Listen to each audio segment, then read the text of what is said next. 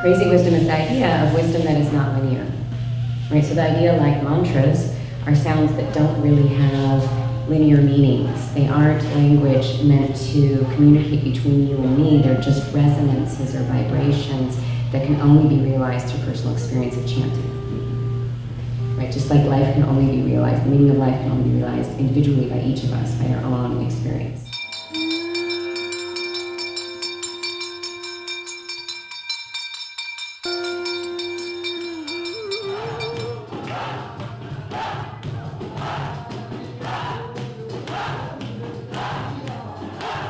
The idea that we give something for our prayers and our intentions, that we give something, we put some effort, which is just a state of mind or a state of willingness. You know, and as simple as in your yoga sadhana, when you go to your yoga class, you sweat. This is tapas.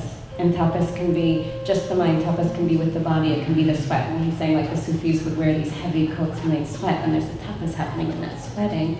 And when the physical body becomes uncomfortable, it sometimes allows a deep opening into trance state, which is something that you'll see in many, many cultures. I did some sweat lodges with the Lakota tradition last year, and you go in and you sweat, and you say your prayers, and something happens, you know, and there isn't a really logical way to explain it because it's happening in the non-logical brain. And when we get down to Tantra, the father and the mother, the Shiva and the Shakti, it's all like super poetic, but it's like, it is the weaving together and making wholeness of our own family root, our own father and our own mother, because that's where most of the wounding and the disconnection and the pain is coming from.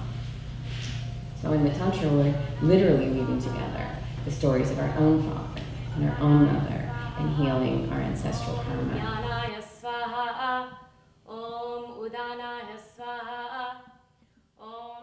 Things that Tantra does is it brings us ritual, like the ritual of the statue. And some people are like, well, do we need to do ritual? Ritual reminds us that we're all connected and that everything moves in cycles.